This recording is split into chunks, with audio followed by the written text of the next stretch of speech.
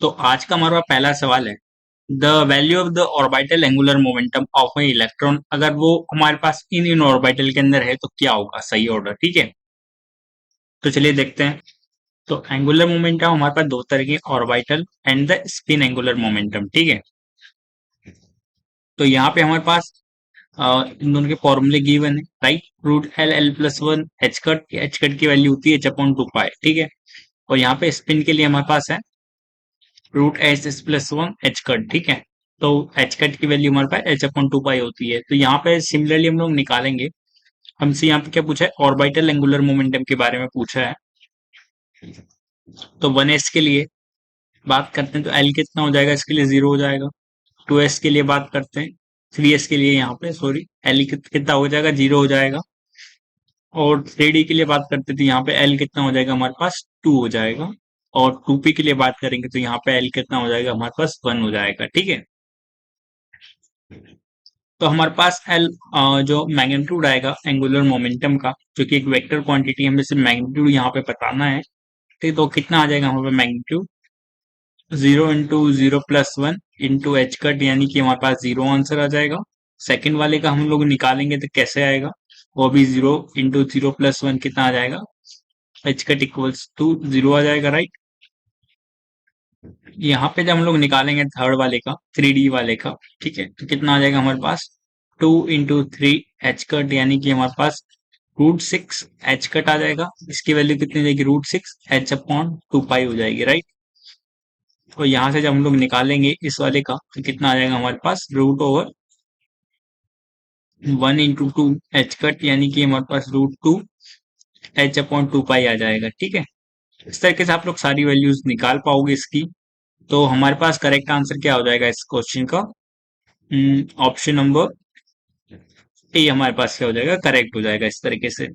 चलिए देखते हैं नेक्स्ट क्वेश्चन। तो यहाँ पे हमारे पास अगला क्वेश्चन है कि ऑर्बिटल एंगुलर मोमेंटम का बारे में पूछा है, of the highest energy electron in the lithium and the boron. ठीक है, और यहाँ पे एच कट उसकी यूनिट गिवन है। ठीक है, तो हमें क्या पता है, एल के बारे में पूछा है, राइट। तो सबसे पहले लिथियम की बात करते हैं। लिथियम का आखिरी इलेक्ट्रॉन किस में होगा, hydrogen helium lithium third number पे आता है, राइट। तो वन एस टू और टू एस वन के अंदर आएगा, राइट। बात करते हैं बोरोन की, बोरोन का क्या होता है, one s two, two s two और थ्री पी वन आएगा। ठीक है, तो यानी कि हमारे पास यहाँ आखिरी इलेक्ट्रॉन किसके अंदर भराई में आ रहा है, टू एस के अंदर भराई में आ रहा है। और यहाँ पे हमारे पास आखिरी इलेक्ट्रॉन किसके अंदर जा रहा है, थ्री पी वन के अंदर जा रहा है। ठीक है, और हमें ऑर्बिटल एंगुलर मोमेंटम के बारे में बताना है। तो एल ओ यानी कितना हो जाएगा उसका मैग्नीट्यूड हमारे पास, root L L plus one. ठीक है, एच कट, ठीक है, कितना आ जाएगा हमारे पास यहाँ से, पहले वाले के लिए एल कितना है हमारे पास, जीरो है। दूसरे वाले के लिए एल कितना है हमारे पास, वन है। तो zero into zero plus one into zero आ गया। ठीक है, लिथियम के लिए। और ठीक है, और इसके लिए कितना आ जाएगा हमारे पास, रूट वन इंटू टू कितना हो जाएगा, रूट टू एच का। ठीक है, तो ये दोनों हमारे पास क्या आ जाएगी, इसकी वैल्यू आ जाएगी। तो इसका आंसर कितना आ जाएगा, zero for lithium and root two for boron. तो यानी कि हमारे पास ऑप्शन नंबर क्या आ जाएगा, टू वाला करेक्ट हो जाएगा इस तरीके से। ठीक है, बात करते हैं नेक्स्ट क्वेश्चन की। यहाँ पे हमारे पास अगला क्वेश्चन है, the plot of the radial distribution function for various orbital of hydrogen atoms against r. ठीक है, हमें चार ग्राफ गिवन है यहाँ पे। The correct plot of three s orbital is, ठीक है, तो हमें क्या पता है, तीन तरह के ग्राफ हम लोग बना सकते हैं। ठीक है, फाइव वर्सेज आर, दूसरा sorry Sai versus are, Sai square versus are, और हमारे पास आरपीडीएफ, ठीक है, वर्सेस आर। ठीक है, ये वाला जो ग्राफ है हमारे पास आरपीडीएफ वर्सेस आर वाला ग्राफ गिवन है यहाँ पे चारों के चारों। ठीक है, एक चीज हमेशा याद रखना, जो इसके एस ऑर्बिटल के ग्राफ होते हैं साई वर्सेस आर और साई स्क्वायर वर्सेस आर, ये दोनों स्टार्ट विथ नॉन जीरो। ठीक है, नॉन जीरो से स्टार्ट होते हैं ये। ठीक है, इसके जो पी डी एफ वाले होते हैं, ठीक है, और जो इसके हमारे पास एस पी डी एफ वाले होते हैं, वो हमेशा कहाँ से चालू होते हैं, जीरो से स्टार्ट होते हैं, ठीक है। Start with zero. ये चीज आपको पता होनी चाहिए। दूसरी चीज यहाँ पे आपको पता होनी चाहिए क्या, कि ये पॉजिटिव भी हो सकता है, नेगेटिव भी हो सकता है। कौन सा, psi versus square, psi versus r वाला ग्राफ। और जो साई स्क्वायर वर्सेस आर होता है और आरपीडीएफ वर्सेस आर वाले जो ग्राफ होते हैं हमेशा पॉजिटिव में ही रहते हैं, ठीक है। कैसे देखना है, एक चीज समझना है यहाँ पे। यहाँ पे क्या लिखा है, 4 पाई आर स्क्वायर, ठीक है, और आर स्क्वायर, राइट। यानी साई स्क्वायर भी हम लोग लिख सकते हैं आर स्क्वायर को, ठीक है, आर स्क्वायर और साई स्क्वायर, ठीक है। तो यानी कि हमारे पास ये पूरी की पूरी टर्म क्या है, पॉजिटिव है, और रेडियस भी हमारे पास पॉजिटिव है। यानी कि हमारे पास ये जो पूरा का पूरा कर्व रहेगा वो पॉजिटिव एक्सिस में ही रहेगा, मतलब हमारे फर्स्ट क्वाड्रेंट में ही हम लोग बनाएंगे, ठीक है। साई स्क्वायर वर्सेज आर भी फर्स्ट क्वाड्रेंट में ही रहता है, ठीक है। और यहाँ पे एक और चीज समझना, कि जो हमारे पास साई स्क्वायर वर्सेज आर का जो ग्राफ होता है वो हमेशा डिक्रीजिंग पीक वाला होता है, ठीक है, डिक्रीजिंग पीक। जबकि हमारे पास आरपीडीएफ वर्सेस जो आर वाला ग्राफ होता है इसके पीक्स हमेशा इंक्रीजिंग रहते हैं, ठीक है।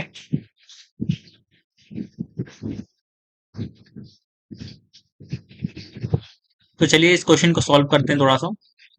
और एक और चीज मैं बता दूं आप लोगों को, जो एन होता है हमारे पास वो क्या रिप्रेजेंट करता है, एनर्जी लेवल को रिप्रेजेंट करता है,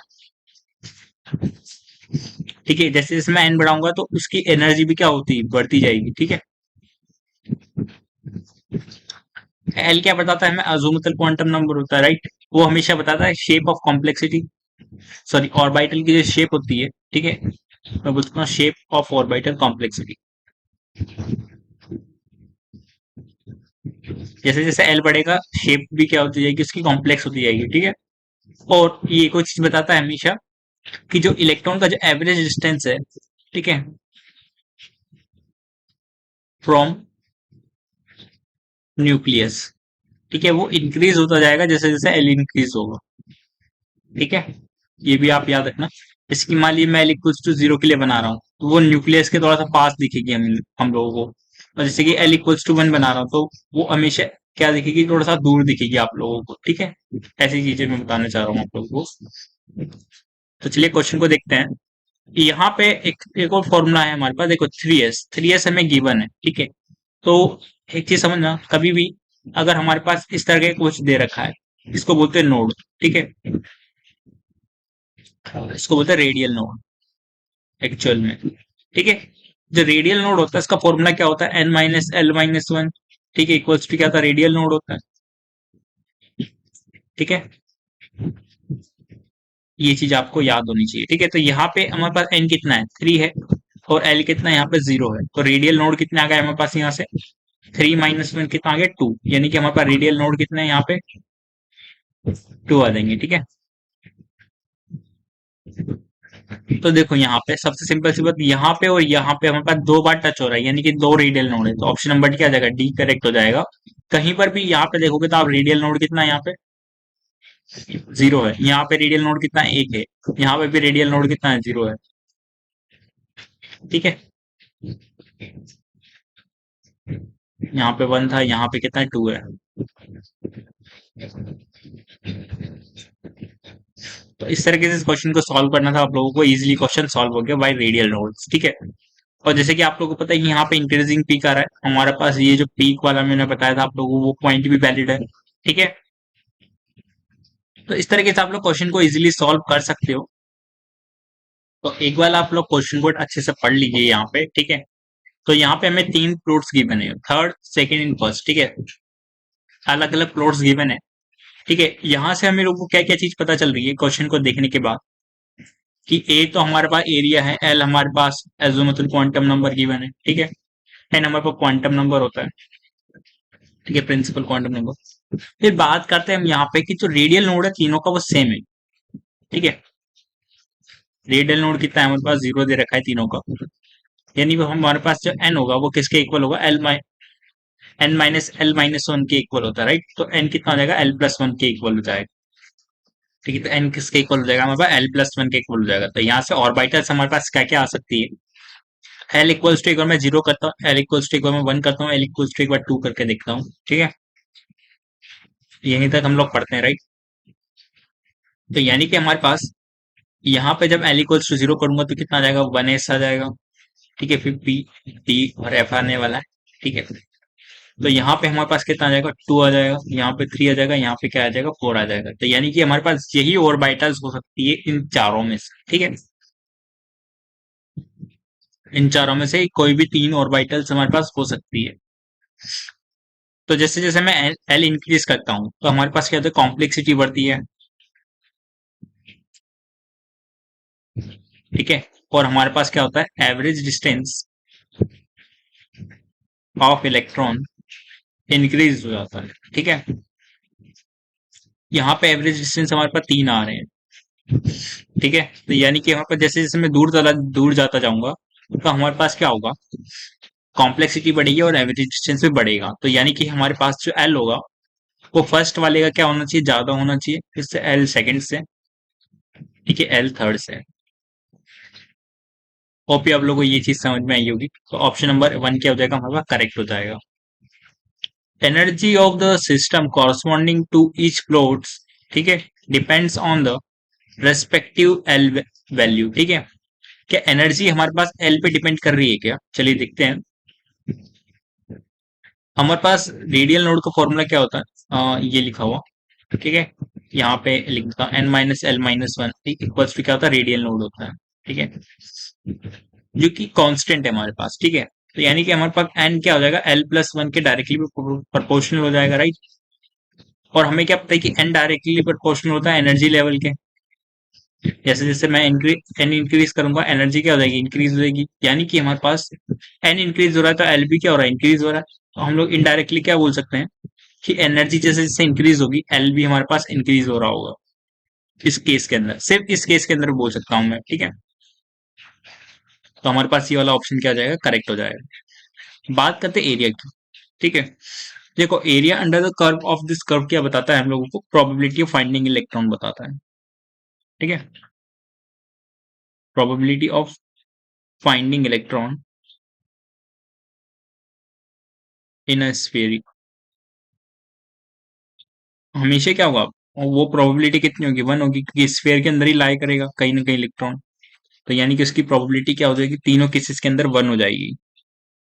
ठीक है, तो यानी कि हमारे पास क्या हो जाएगा, तीनों केसेस के अंदर वन वन वन आंसर आ रहा है। यानी कि हमारे पास क्या हो जाएगा, वो तीनों के एरिया क्या होंगे, सेम होंगे। ठीक है, तो देखो यहाँ पे एक चीज समझना, इन तीनों में से हम लोग कुछ भी ऐड करके देखते हैं एक बार। ठीक है, तो इसमें से मैं कोई भी तीन ऑर्बिटल उठा लेता हूँ। ठीक है, पहला केस मान लेता हूँ वन एस। ठीक है, दूसरे मान लेता हूँ टू पी, तीसरा मान लेता हूँ थ्री डी। ठीक है, तीनों का अगर मैं एल ऐड करना चाहूँ तो यहाँ पे हमारे पास क्या हो जाएगा, इस केस के अंदर एल एक तो जीरो आ रहा है, एल इक्वल्स टू वन आ रहा है, एल इक्वल्स टू टू आ रहा है। पहला केस में एल क्या आ रहा है, एल का समीशन कितना हमारे पास थ्री आ रहा है। ठीक है, क्या ये चीज ट्रू कर रहा है, कि बिल्कुल ट्रू कर रहा है। एल इक्वल्स टू एक बार क्या मान लेते हैं, वन मान लेते हैं। एल इक्वल्स टू एक बार क्या मान लेते हैं, टू मान लेते हैं। एल इक्वल्स टू एक बार थ्री मान लेते हैं। क्या इस केस के अंदर भी एल हमारे पास क्या आ रहा है, थ्री से ज्यादा आ रहा है, क्या बिल्कुल आ रहा है, कितना आ रहा है, सिक्स आ रहा है। यानी कि कंडीशन क्या कर रही है, सेटिस्फाई कर रही है। तो ऑप्शन नंबर फोर भी क्या हो जाएगा, हमारे पास करेक्ट हो जाएगा इस तरीके से। ठीक है, तो इस तरीके से इस क्वेश्चन को इजीली आप लोग सॉल्व कर सकते थे। ठीक है, बात करते हैं नेक्स्ट क्वेश्चन की। तो यहाँ पे हमारे पास क्वेश्चन गिवन है, the region in which electromagnetic spectrum where the Balmer series lines appear is. ठीक है, तो बार्मर सीरीज में कौन सी लाइन हमें अपीयर होती है, विजिबल लाइन्स अपीयर होती है। ठीक है, तो विजिबल रेंज वाली हमें लाइन दिखेगी, और इससे कम वाले में हम लोगों को अल्ट्रा वायलेंट दिखाई देती है, इससे ज्यादा वाले में हम लोगों को इंफ्रारेड नजर आती है। तो ये चीज आपको पता होनी चाहिए। ठीक है, काफी इंपोर्टेंट क्वेश्चन है। और यहाँ से हमारे पास और भी क्वेश्चन आते हैं, जैसे कि मान लीजिए बार्मर सीरीज की लैम्डा मिनिमम और लैम्डा मैक्सिमम क्या होगी, ये आपसे पूछा जा रहा है। ठीक है, तो जैसे कि हमें क्या पता है, एनर्जी इनवर्सली प्रोपोर्शनल होती है लैम्डा की।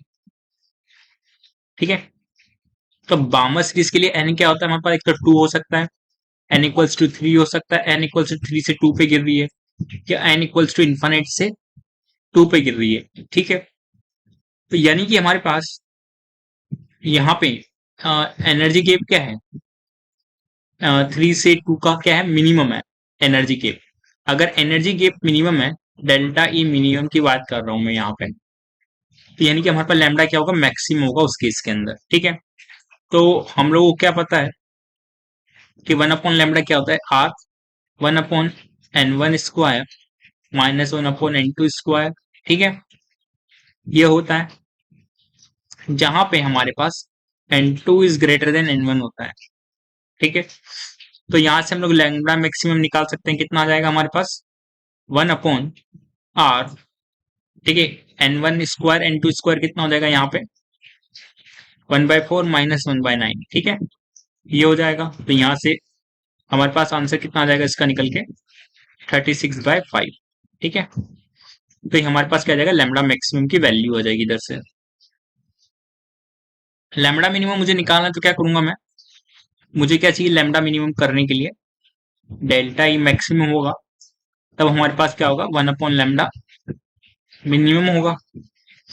तो यानी कि हमारे पास n इक्वल्स टू इन्फाइनाइट से कहाँ जानी चाहिए, n इक्वल्स टू 2 पे जानी चाहिए बाउंड सीरीज के लिए, ठीक है। तो लैम्डा मिनिमम कब होगा हमारे पास 1/r, ठीक है। 1 1 क्या होना चाहिए 1/4 माइनस 1/∞, ठीक है। तो इसकी वैल्यू कितनी आ जाएगी यहाँ से 1/r और 1/4, ठीक है। 1/∞ कितना होता है 0 होता है, तो यानी कि आ जाएगा 4/r, ठीक है। ये हमारे पास क्या आ जाएगा, इसका लैम्डा मिनिमम आ जाएगा।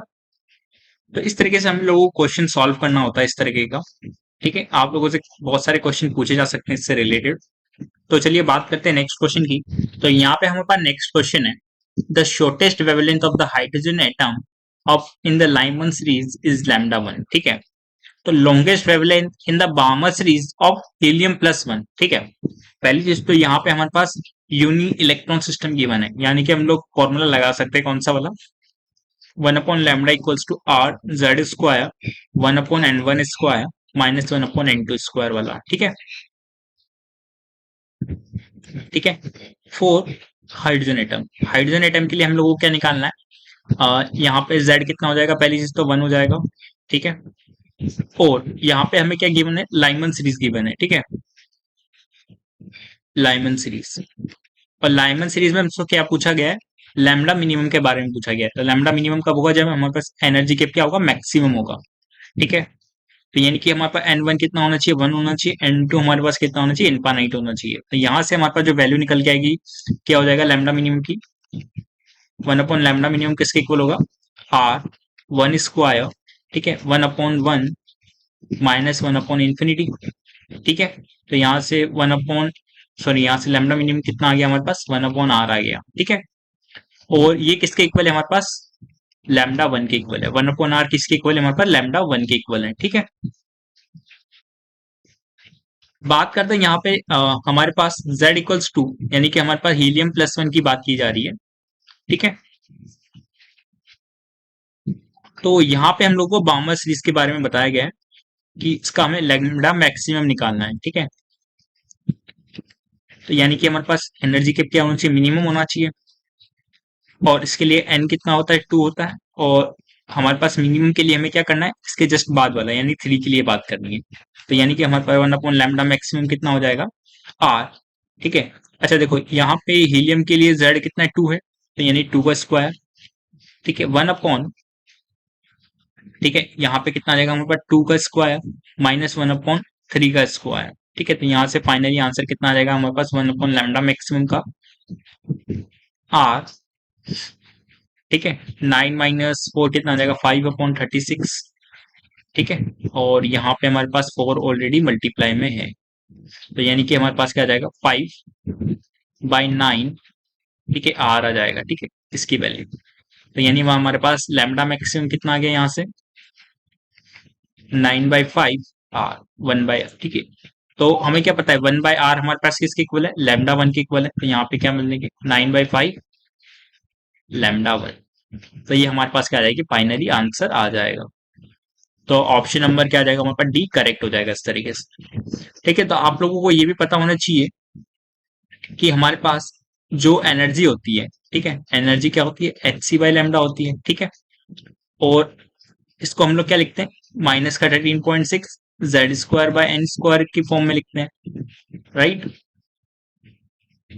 तो यहाँ पे हमारे पास 1/n² है, वहां पे हमारे पास क्या है z² है, यानी कि हमारे पास सिर्फ मैं hc से ऊपर नीचे मल्टीप्लाई कर दूं तो हमारे पास एनर्जी गैप का एक्चुअल में फॉर्मूला रहता है, ठीक है। तो उस तरीके से आप लोग याद कर सकते हो कि z² भी ऊपर रहता है। तो बात करते हैं हम लोग अब नेक्स्ट क्वेश्चन की। तो मैं आपको थोड़ा सा फॉर्मूलाज के बारे में बताना चाहता हूँ।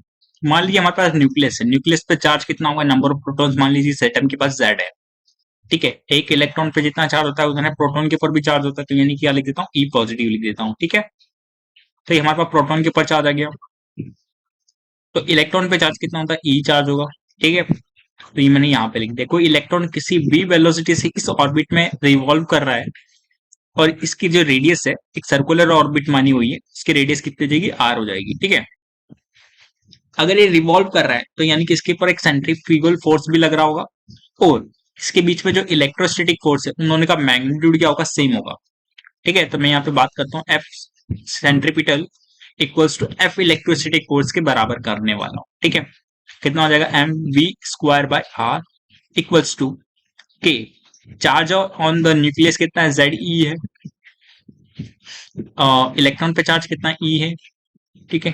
के Q 1 Q 2 by R square होता है, राइट, r²। तो यहां से हम लोग को एक इक्वेशन यहां से मिल गई, ठीक है।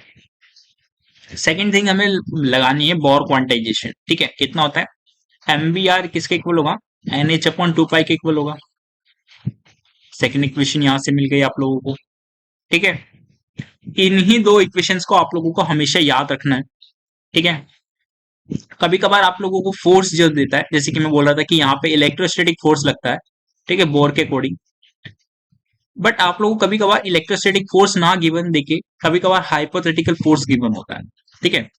तो आप लोगों को जो यहाँ पे मैं लिख रहा हूँ ना, ये KQ1 Q2/R², कभी कभार ये तो क्या है, हमारे पास बोर के लिए, बोर ने क्या माना था, इलेक्ट्रोस्टैटिक फोर्स माना था, इलेक्ट्रोस्टैटिक फोर्स ऑफ अट्रैक्शन माना हुआ था। बट अगर आपको कभी कभार हाइपोथेटिकल केस दे दे तो उसके अंदर फोर्स कभी कभार आपको माइनस का K/R² की फॉर्म में दे सकता है, K, ठीक है। तो यानी कि आप लोगों को उस केस के अंदर हमें इस वाले जो फोर्स की वैल्यू होती है वो उससे रिप्लेस कर देनी होती है, ठीक है। ये चीज आपको पता होनी चाहिए। और फिर आप लोगों को क्वेश्चन को सिमिलर तरीके से सॉल्व करना होता है जैसे मैं अभी आपको बताने वाला हूँ, ठीक है। तो आप लोगों का मान लीजिए, तो हम लोग इसको सॉल्व करते हैं पहली वाली इक्वेशन को। तो mv² बाय आर किसके इक्वल है हमारे पास, के, जेड E²/R² के इक्वल है। तो यहाँ पे आप देखेंगे, यहाँ पे R², सॉरी यहाँ पे R है, यहाँ पे R² है, तो एक R से एक R कैंसिल हो जाएगा और मैं क्रॉस मल्टीप्लाई भी यहाँ पे कर देता हूँ, ठीक है। तो यानी कि हमारे पास जब क्रॉस मल्टीप्लाई करूंगा तो यहाँ पे एक R आ जाएगा। इसको इक्वेशन नंबर 1 नाम दे दीजिए, ठीक है। अब मैं बात करता हूँ MVR हमारे पास किसके इक्वल है, NH/2 पाई के इक्वल है, इक्वेशन नंबर 2, ठीक है। फिर बात करते हैं, इन दोनों को हम लोग डिवाइड कर देते हैं। जैसे डिवाइड करूंगा तो मुझे आर की वैल्यू यहाँ से कितनी मिल जाएगी, सॉरी वी की वैल्यू कितनी मिल जाएगी यहाँ से, MV² बाय आर, एक वी बचेगा, ठीक है, डिवाइड करने के बाद। तो यहाँ से उसकी वैल्यू कितनी आ जाएगी, KZ E² यहाँ से कितना आ जाएगा हमारे पास, NH/2 पाई, तो 2 पाई ऊपर चला गया, तो ये हमारे पास क्या आ जाएगी, इसकी वेलोसिटी की वैल्यू आ जाती है, ठीक है। आप लोगों को पेपर में ये सब निकालना पड़ सकता है, इसलिए मैं आपको डेरिवेशन दिखा रहा हूँ कि कभी कभार आपको हाइपोथेटिकल फोर्स गिवन है तो हाथों हाथ आप लोगों को कैसे फास्ट कैलकुलेशन करनी है, ठीक है। फिर हम लोग क्या करेंगे, इस वाली वैल्यू के अंदर रखेंगे क्या, आर निकालने के लिए, ठीक है, NH/2 पाई एम, ठीक है, एम वी आएगा, ठीक है। तो NH/2 पाई एम, तो अभी हम लोगों ने वी निकाला था तो वी की वैल्यू यहाँ से क्या रख देंगे, यहाँ पे पुट कर देंगे KZ E² × 2 पाई, ठीक है, NH ऊपर आ जाएगा। तो यहाँ से जब हम लोग सॉल्व करेंगे तो कितना लगेगा, NH²H²/2 पाई एम KZ E², ठीक है। और यहाँ पे कितना जाएगा, 4 पाई² हो जाएगा, ठीक है। इस तरीके से हमें कैलकुलेशन करनी होती है। और आप लोगों को कभी कभार टीचर ने ये भी बताया होगा कि जो हमारे पास वेलोसिटी होती है वो मास से इंडिपेंडेंट रहती है, ठीक है, मास इंडिपेंडेंट रहती है, ठीक है। जबकि हमारे पास जो रेडियस होती है वो इनवर्सली प्रोपोर्शनल होती है मास के, ठीक है, किसके अंदर, बोर के मॉडल के अंदर, ठीक है। कभी कभार आप लोगों से काइनेटिक एनर्जी पूछ सकता है, पोटेंशियल एनर्जी पूछ सकता है, टोटल एनर्जी पूछ सकता है, ठीक है। काइनेटिक एनर्जी का फॉर्मूला कहता है 12 mv², ठीक है। तो इसकी वेलोसिटी क्या कांस्टेंट, तो हम लोग यहाँ पे क्या कर सकते हैं, इसकी वैल्यू को यहाँ पे रख सकते हैं उस ऑर्बिटल के लिए। तो यहाँ से हमारे पास आंसर कितना देगा, हाफ एम। ठीक है, v की वैल्यू हम लोग यहाँ पे रख देंगे, कितना देगा के। ठीक है, जेड ई स्क्वायर। ठीक है, नीचे क्या जाएगा, एन एच अपॉन टू पाई का स्क्वायर। ठीक है, इसका स्क्वायर आप लोगों को कर देना है तो आपको आंसर मिल जाएगा। ठीक है, फिर बात करते हैं पोटेंशियल एनर्जी। पोटेंशियल एनर्जी क्या होता है, हमारे पास माइनस का के क्यू, की क्यू की वैल्यू क्या है, ई है, फिर क्या जाएगा, जेड ई अपॉन आर हो जाएगा। ठीक है, ये हमारे पास पोटेंशियल एनर्जी की वैल्यू होती है। ठीक है, बस हमें यहाँ पे आर की वैल्यू रख देनी है तो हमें क्या मिल जाएगा, पोटेंशियल एनर्जी मिल जाएगी। ठीक है, तो इस तरीके से आप लोग यहाँ पे आर की वैल्यू रख देंगे, जो हम लोगों ने आर अभी निकाला है यहाँ से। ठीक है, तो कॉपी आप लोग रख सकते हो आर की वैल्यू। फिर हम लोग को टोटल एनर्जी निकालनी, तो क्या जाएगा, kinetic energy plus potential energy का सम होता है। ठीक है, टोटल एनर्जी, तो आप लोगों को क्या मिलेगा, टोटल एनर्जी भी मिल जाएगी फाइनली। ठीक है, ऑफ द ऑर्बिटल, ये ऑर्बिटल की बात कर रहा हूँ मैं। फिर बात करते हैं टाइम पीरियड। टाइम पीरियड हमारे पास क्या होता है, डिस्टेंस अपॉन टाइम क्या होता है, हमारे पास वेलोसिटी होती है। ठीक है, तो वेलोसिटी की अगर हम लोग वेलोसिटी को उधर भेज दें और टाइम को उधर ले आए, तो हमारे पास क्या जाएगा, डिस्टेंस अपॉन वेलोसिटी हो जाएगा। ठीक है, तो यानी डिस्टेंस हमारे पास कितना है, टू पाई आर है पूरे ऑर्बिट का, और उसकी वेलोसिटी कितनी है, वी है। ठीक है, तो यानी कि हमें आर पता है, वी पता है, तो हम लोग क्या निकाल सकते हैं, उसका टाइम पीरियड भी निकाल सकते हैं। ठीक है, तो टाइम पीरियड कितना आ जाएगा हमारे पास, two pi into V by R का रेशियो हम लोग कहाँ से निकाल सकते हैं, यहाँ पे अगर हम लोग को निकालना है तो हम लोग यहाँ पे ऐसा करते हैं कि वी की वैल्यू रख देंगे और आर की वैल्यू रख देंगे। ठीक है, तो हमें क्या मिल जाएगा, इसका आंसर मिल जाएगा टाइम पीरियड का। ठीक है, तो कभी कभार आप लोगों को टाइम पीरियड भी याद रखना है कि टाइम पीरियड क्या होता है। तो इस तरह के क्वेश्चन आप लोगों के लिए आते हैं। इसमें बेस्ड एक क्वेश्चन दिखाता हूँ मैं आप लोगों को, उसको सॉल्व करना। ठीक है, तो यहाँ पे हमारे पास क्वेश्चन गिवन है, for the hypothetical hydrogen like atom. ठीक है, इसकी पोटेंशियल एनर्जी हमें पता है यहाँ पे, और आर हमारे पास डिस्टेंस टू पार्टिकल्स के बीच में। ठीक है, और यहाँ पे if Bohr model of quantization of the angular momentum is applicable, मतलब हमारे पास N H equals to N H upon two pi equals to M V R जो होता है हमारे पास यहाँ पे एप्लीकेबल है। ठीक है, then the velocity of the particle given by, तो वेलोसिटी का हमें फॉर्मूला क्या होगा ये हमें बताना है। ठीक है, तो सबसे पहले बात करते हैं, हम लोगों को दो इक्वेशन लिखनी होती है, एक फोर्स वाली इक्वेशन लिखनी होती है, एक हमारे पास Bohr model of quantization of angular momentum वाली लिखनी होती है, राइट। तो पहली इक्वेशन हम लोग लिखते हैं फोर्स की। फोर्स क्या होता है, माइनस का D you by D x होगा, यहाँ पे डी आर आ जाएगा, क्योंकि पोटेंशियल एनर्जी से हम लोग फोर्स निकालना चाहते हैं तो ऐसे ही निकालते हैं, राइट। तो यहाँ पे कितना आ जाएगा हमारे पास पोटेंशियल एनर्जी से फोर्स, माइनस का डी टाइम्स ऑफ माइनस का के ई स्क्वायर। अच्छा देखो, यहाँ पे मैं मैग्नीट्यूड की बात करूंगा फोर्स की। ठीक है, माइनस का K E square upon R की पावर फोर। ठीक है, इसको डिफरेंशिएट करना है with respect to D R. ठीक है, ये हमारे पास किसके इक्वल आएगा, M V square by R के इक्वल आएगा, राइट। पहले हम लोग क्या मानते थे, इलेक्ट्रोस्टैटिक फोर्स मानते थे, राइट। बट यहाँ पे उसने खुद ने कुछ ना कुछ दे रखा है, तो हम लोग उसके अकॉर्डिंग चलेंगे इस क्वेश्चन के अंदर। और दूसरी इक्वेशन हमारे पास एन एच अपॉन टू पाई किसके इक्वल है, हमारे पास एम वी आर के इक्वल है। ठीक है, इसको equation number one, equation number two मैंने नाम दे दिया इसका। जब हम लोग सॉल्व करेंगे इस वाले को, तो इससे हमें क्या मिल जाएगा, यहाँ पे four K E square upon R की power five equals to M V square by R. ठीक है, ये हमारे पास निकल के उससे आएगा। मैं मैग्नीट्यूड की बात कर रहा हूँ। ठीक है, कि फोर्स का हम लोग सिर्फ मैग्नीट्यूड की बात करें, हमें प्लस माइनस से कोई मतलब की बात नहीं है यहाँ पे। ठीक है, फिर मुझे क्या करना है, देखो मुझे v निकालना है, तो राइट मेरे को यहाँ से r हटाना पड़ेगा। तो r मैं कहाँ से निकाल सकता हूँ, यहाँ से निकाल सकता हूँ इक्वेशन नंबर टू से। तो मैं N H upon two pi M V की वैल्यू सब्स्टिट्यूट कर देता हूँ r की जगह पे। ठीक है, इसको इक्वेशन नंबर थर्ड नाम दे देते हैं।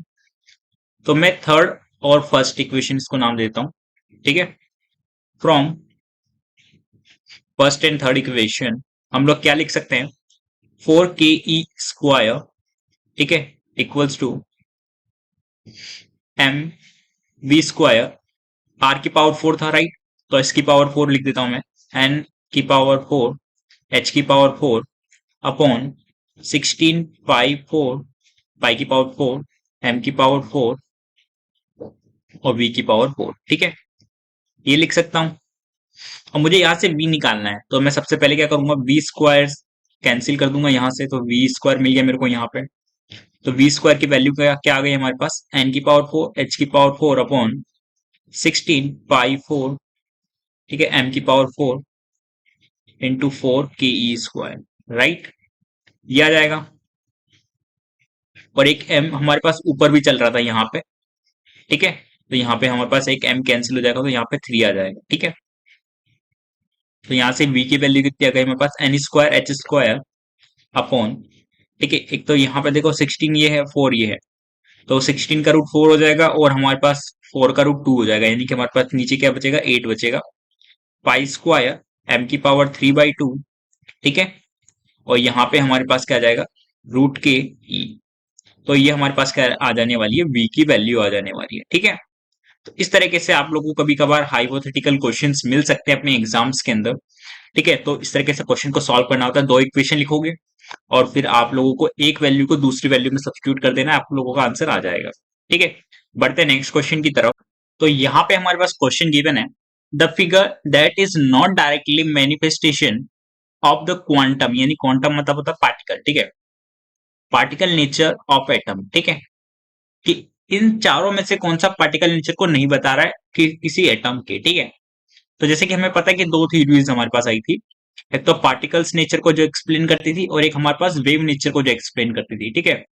तो वेव नेचर को हम लोग दो फिनोमिना से एक्सप्लेन करते हैं, diffraction and interference, right, diffraction and interference. और हम लोग पार्टिकल नेचर को कैसे एक्सप्लेन कर सकते हैं, by the help of the photo electric effect, right. Photo electric effect हमारे पास एक हो गया, ब्लैक बॉडी रेडिएशन हो गया, ठीक है, ब्लैक बॉडी रेडिएशन। और हमारे पास क्या हो सकता है, लाइन स्पेक्ट्रा भी हो सकता है, ठीक है, line spectra of an atom, क्योंकि वहां पे हमें क्या होता है, डिस्क्रीट लाइंस नजर आती है, ठीक है, कंटिन्यूस स्पेक्ट्रा नहीं आता, डिस्क्रीट लाइंस नजर आती है। मतलब इसका मतलब है कि कोई सर्टन अमाउंट में कोई पार्टिकल गिर रहा होगा ना किसी सर्टन एनर्जी का, तो इसका मतलब है कि किसी हम लोग पर्टिकुलर एक एटम की बात कर रहे हैं, ठीक है, वो क्वांटम नेचर बताएगा, पार्टिकल नेचर, ठीक है। फिर बात करते हैं हम लोग यहाँ पे कि हीट कैपेसिटी किसी भी सॉलिड की ना टेम्परेचर के साथ वेरी करती है, ठीक है, वो भी हमारे पास किसके अंदर आता है, इसी के अंदर आता है, पार्टिकल नेचर के अंदर, ठीक है। तो चलिए इस क्वेश्चन को देखते हैं कि इसमें से कौन सा पार्टिकल नेचर को नहीं बता रहा है। देखो, सबसे पहला ऑप्शन देखें तो internal energy of the argon versus temperature, क्या आर्गन हमारे पास कोई सॉलिड है क्या, आई थिंक ये इसका क्या हो जाएगा, गलत आंसर हो जाएगा। चलिए एक बार इसको चेक करते हैं, बी ऑप्शन को, कि यहाँ पे हमारे पास क्या एब्जॉर्प्शन स्पेक्ट्रा आ रहा है और डिस्क्रीट आ रहा है, ठीक है, तो यानी कि ये करेक्ट है। हमारे पास ये क्या है, फोटो इलेक्ट्रिक इफेक्ट से ये भी करेक्ट है, ये हमारे ब्लैक बॉडी रेडिएशन से ये भी करेक्ट है, तो यानी हमारे पास ये क्या हो जाएगा, गलत हो जाएगा इस तरीके से, ठीक है। अगर यहाँ पे मैं कोई सॉलिड ले लेता, ठीक है, और उसकी हीट कैपेसिटी का ग्राफ बना था वर्सेस टेम्परेचर, तो ये करेक्ट होता। बट यहाँ से उसने किसका ग्राफ बनाया, इंटरनल एनर्जी का ग्राफ बनाया, इसलिए क्या हो जाएगा, गलत हो जाएगा, ठीक है। बात करते हैं नेक्स्ट क्वेश्चन की। तो अब मैं आपको बताता हूँ कि यहाँ से हमारे पास एनसीईआरटी की एक पैरा है, ठीक है, पैराग्राफ है, वहां से डायरेक्ट क्वेश्चन आए हुए थे। चलिए उसको डिस्कस करते हैं। पहले पहला है हमारे पास यहाँ पे, the probability of a finding an electron at a point within an atom is proportional to the square of the orbit wave function, यानी फाई स्क्वायर। मैंने आपको पहले भी बताया था फाई स्क्वायर क्या होता है, हमारे पास प्रोबेबिलिटी डेंसिटी कहलाती है, ठीक है। इसका जो ग्राफ होता है हमेशा, ये क्या होता है, फाई स्क्वायर, ठीक है, वर्सेस आर, ये प्रोबेबिलिटी डेंसिटी वर्सेस आर का ग्राफ है। और इसके जो पीक होते हैं, ठीक है, मान लीजिए पहला पीक है, और इसके पीक्स क्या होते हैं, डिक्रीजिंग होते हैं हमेशा, मतलब पीक हमेशा डिक्रीज होते जाएंगे, ठीक है। मतलब हम लोग बोल रहे हैं कि इसकी जो डेंसिटी होती है वो न्यूक्लियस से दूर जाने पे क्या होती है, डिक्रीज होती रहती है, ठीक है। एस ऑर्बिटल के लिए हमेशा कहां से चालू होता है, नॉन जीरो से चालू होगा, ठीक है, नॉन जीरो। और पी डी और एफ ऑर्बिटल के लिए कहां से चालू होता है, ये जीरो से चालू होता है, ठीक है। तो यानी कि हमारे पास ये एस ऑर्बिटल का ग्राफ कभी नहीं हो सकता, पी या डी और एफ का हो सकता है, ठीक है। एक और चीज समझना, हम लोग कभी भी ऐसा नहीं बता सकते कि 3ds का 3s का ग्राफ है या 4s का ग्राफ है, ठीक है, 3p का ग्राफ है, 4d का ग्राफ है। ठीक है, हम लोग ऐसे डायरेक्ट प्रिडिक्ट नहीं कर सकते, हम लोग सिर्फ अज्यूम कर सकते हैं कि हाँ ऐसा हो सकता है। ठीक है, कहीं दो ऑर्बिटल्स का सेम ग्राफ भी हो सकता है, तो ऐसा नहीं है कि आप लोग सिर्फ ग्राफ देख के बता सकते हो कि ये इसका ग्राफ है, नहीं। ठीक है, सिर्फ हम लोग, हमें एक ऑर्बिट गिवन होगी, ऑर्बिटल गिवन होगी, और हमें चार ग्राफ गिवन होंगे, तो हमें बताना है कि इसमें से करेक्ट ऑप्शन कौन सा हो सकता है। ठीक है, और फिर हमें एक और चीज पता होनी चाहिए कि n-l-1 कितना होता है, हमारे पास रेडियल नोड के इक्वल होता है। ठीक है, तो ये वाला जो होता है, ये जो जमीन को टच करता है यहाँ पे, तो ये हमारे पास क्या होता है, रेडियल नोड्स कहलाते हैं। ठीक है, ये वाले पॉइंट्स। तो यहाँ पे आप रेडियल नोड से भी कंपेयर कर सकते हैं एन और एल में क्या रिलेशन होने वाला है, तो वहां से भी आप लोगों को ऑर्बिटल्स के बारे में पता चल जाता है। ठीक है, फिर बात करते हैं यहाँ पे, the energy of an electron is quantize. ठीक है, एनर्जी हमारे पास क्या होती है, क्वांटाइज होती है। ठीक है, और हम लोग exact position and exact velocity नहीं निकाल सकते। ठीक है, क्यों नहीं निकाल सकते, क्योंकि हाइजेनबर्ग अनसर्टेनिटी प्रिंसिपल यही बोलता है हम लोगों को, राइट। वेव फंक्शन जो होता है साइज से रिप्रेजेंट किया जाता है। ठीक है, और ये कंटेन करता है all the information of an electron. ठीक है, इज स्टोर्ड, इसके अंदर स्टोर रहती है। ठीक है, ये चीज आप लोगों को पढ़ लेनी है यहाँ से। ठीक है, यहाँ से डायरेक्ट क्वेश्चन आया हुआ था, इसलिए मैंने ये आप लोगों को पैराग्राफ यहाँ पे बताया है। चलिए बात करते हैं नेक्स्ट पैरा की। तो यहाँ पे हमारे पास नेक्स्ट पैराग्राफ है जिससे क्वेश्चन डायरेक्ट आया हुआ है, और इस क्वेश्चन का आप लोग को जो होमवर्क है वो डायरेक्टली आप लोगों को पीडीएफ से डाउनलोड कर सकते हैं, मेरे यहाँ पे डिस्क्रिप्शन बॉक्स में गिवन है। ठीक है, तो यहाँ से आप लोगों को पता चलेगा कि जो हमारे पास सिमेट्रिक डिस्ट्रीब्यूशन होता है। ठीक है, ऑफ एन इलेक्ट्रॉन, जैसे कि मान लीजिए हाफ फील्ड हो गया, फुल फील्ड हो गया। जैसे कि हाफ फील्ड कैसा दिखता है, ऐसा दिखता है, राइट। और फुल्ली फील्ड इस तरह के दिखेगा। ठीक है, ये हम पी ऑर्बिटल की बात कर रहे हैं अभी। ठीक है, एस ऑर्बिटल में हाफ फील्ड ऐसा दिख रहा होगा, और फुल फील्ड ऐसा दिख रहा होगा। ठीक है, और भी हमारे पास ऑर्बिटल्स होती हैं। ठीक है, तो ये क्या होती है, ज्यादा स्टेबल होती है। ठीक है, और आप लोगों को एनर्जी और स्टेबिलिटी में, एनर्जी क्या होती है, इनवर्सली प्रोपोर्शनल होती है स्टेबिलिटी के। जितनी ज्यादा एनर्जी होगी उतना ही कम स्टेबल वो होने वाला है हमारे पास। ठीक है, तो यानी कि हमारे पास लेस एनर्जी अगर है किसी मॉलिक्यूल के पास, तो वो क्या है, हमारे पास ज्यादा स्टेबल रहेगा। ठीक है, तो यानी कि हमारे पास जो हाफ फील्ड और फुल फील्ड जो हमारे पास पी ऑर्बिटल्स होती हैं, ठीक है, उसकी एनर्जी क्या होती है, हमारे पास लेस होती है, लेस एनर्जी। ठीक है, बात करते हैं स्टेबलाइजिंग इफेक्ट। स्टेबलाइजिंग इफेक्ट क्या होता है, एक चीज समझना। जब हमारे पास दो या दो से ज्यादा इलेक्ट्रॉन्स हैं, उसकी सेम स्पिन है। ठीक है, जैसे कि मान लीजिए ये हमारे पास दो इलेक्ट्रॉन्स हैं। ठीक है, तो ये क्या करेंगे कि ये वाला मान लीजिए वन इलेक्ट्रॉन है, दूसरा इलेक्ट्रॉन है, तो ये अपनी पोजीशंस को क्या कर सकते हैं, एक्सचेंज कर सकते हैं इस तरीके से। ठीक है, यानी कि ये क्या कर रहे हैं, एक दूसरे की पोजीशंस को इंटरचेंज कर रहे हैं, राइट। तो यहाँ पे वही लिखा है मैंने, डीजनरेट ऑर्बिटल्स होनी चाहिए, मतलब इन सभी ऑर्बिटल्स की एनर्जी क्या होनी चाहिए, सेम होनी चाहिए, तभी ये पॉसिबल है। ठीक है, डीजनरेट ऑर्बिटल्स मतलब क्या होता है, एक ऐसी ऑर्बिटल जिनकी सभी की एनर्जी क्या सेम रहती है। ठीक है, जैसे कि मान लीजिए ये ऑर्बिटल है हमारे पास, इसकी दोनों इलेक्ट्रॉन्स की एनर्जी क्या होती है, सेम रहती है। ठीक है, ये ऑर्बिटल से इस ऑर्बिटल की एनर्जी क्या सेम रहती है।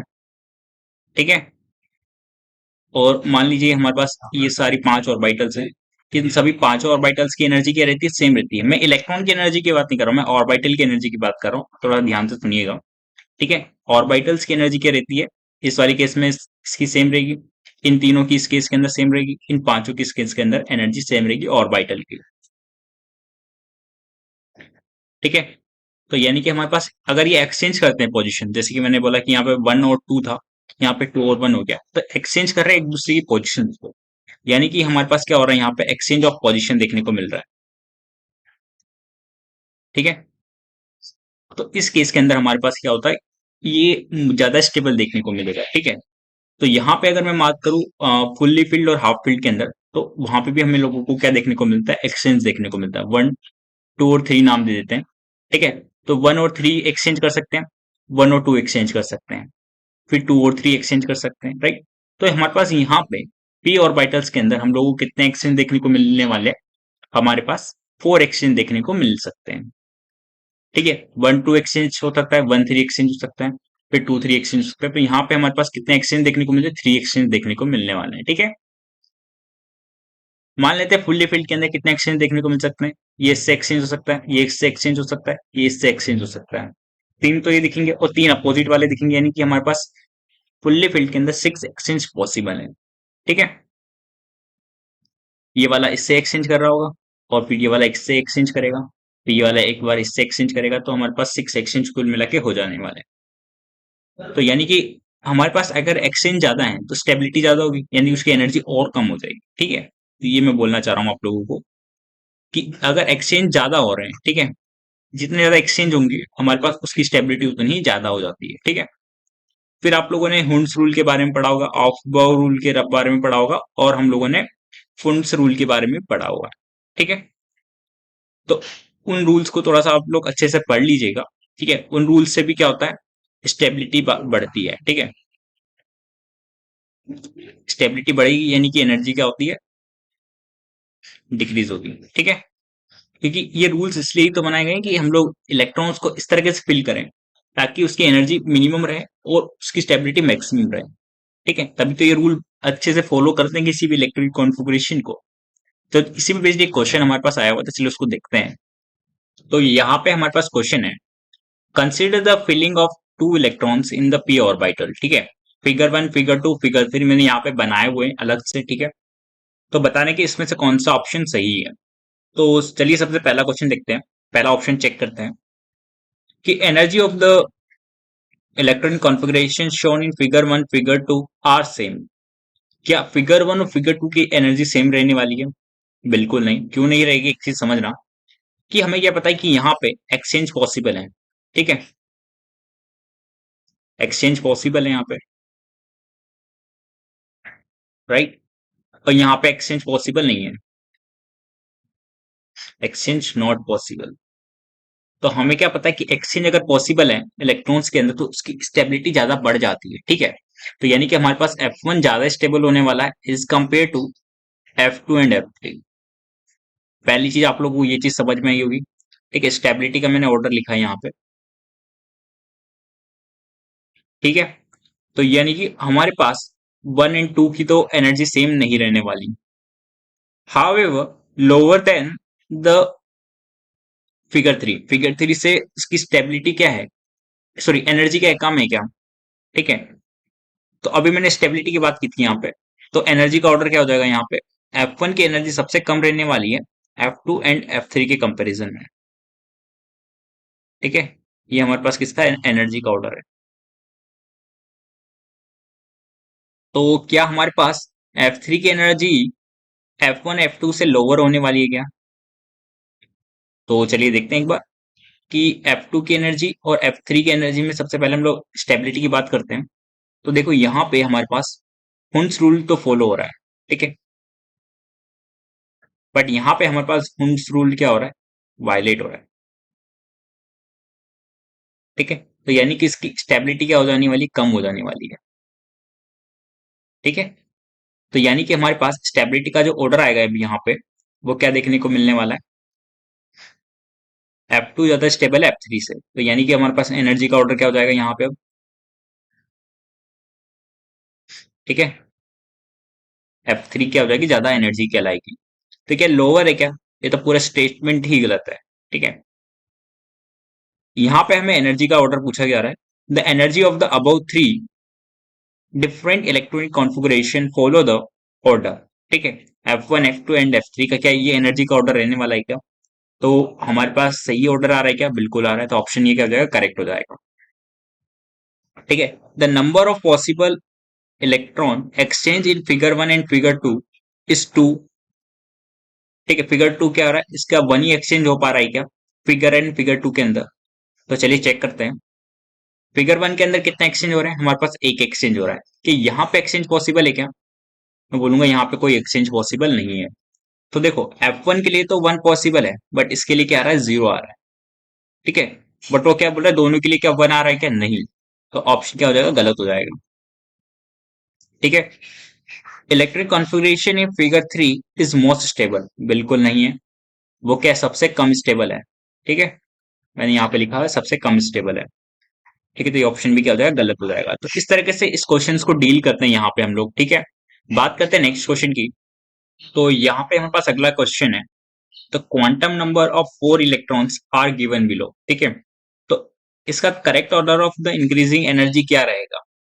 एक और चीज समझना, यहाँ पे आपको कुछ चीजें बता देता हूं मैं, कि एन हमारे पास एल से बड़ा रहता है हमेशा। ठीक है, लेस देन इक्वल्स टू होता है ये हमेशा एम से, और हमेशा जो एस रहता है वो हमेशा +-1/2 रहेगा। ठीक है, ये चीज आपको कंप्लीटली याद होनी चाहिए अच्छे से। ठीक है, जैसे कि जो हमारे पास एम होता है बेसिकली लाई करता है -L से, ठीक है, +L तक। ठीक है, जो एम लाई करेगा हमारे -L से +L तक लाई करता है। ठीक है, और एस हमारे पास क्या होता है, प्लस माइनस हाफ के अलावा कुछ और नहीं हो सकता। तो ये चीज आपको कंप्लीटली याद होनी चाहिए। ठीक है, दूसरी चीज हमारे पास जो आप लोगों को याद होनी चाहिए क्या होती है, 1s की एनर्जी सबसे कम रहेगी, फिर 2s, ठीक है, फिर 2p, 3s, 3p, ठीक है, 4s, 3d, ठीक है, फिर क्या हो जाएगा हमारे पास 4p, ठीक है, फिर 5s, ठीक है, फिर क्या आ जाएगा 4d, फिर हमारे पास क्या आ जाएगा 5p। ऐसे आपको कंप्लीटली ऑर्डर याद होना चाहिए। ठीक है, पीरियोडिक टेबल से आप लोग, अगर पीरियोडिक टेबल आपके दिमाग में है तो आप लोग ये इजीली लिख सकते हो बिना किसी रट्टाफिकेशन के भी। ठीक है, बात करते हैं यहाँ पे, देखो एन क्या है 4 है, और एल हमारे पास क्या है 2 है। ठीक है, एल इक्वल्स टू 0 किसके लिए होता है हमारे पास, एस ऑर्बिटल के लिए होता है, L equals to 1 P orbital के लिए होता है, एल इक्वल्स टू 2 और एल इक्वल्स टू 3। ठीक है, ये हमारे पास डी एंड एफ ऑर्बिटल के लिए रहता है। ठीक है, तो यहाँ पे हमारे पास क्या हो जाएगा 4d ऑर्बिटल हो जाएगा इस ऑर्बिटल के लिए। यहाँ पे क्या आ जाएगा हमारे पास 3d ऑर्बिटल हो जाएगा। यहाँ पे हमारे पास क्या आ जाएगा 4p ऑर्बिटल हो जाएगा। यहाँ पे हमारे पास क्या आ जाएगा 3p ऑर्बिटल हो जाएगा। ठीक है, तो हमें क्या पता है कि हमारे पास 3p ऑर्बिटल की एनर्जी सबसे कम है यहाँ पे देखो।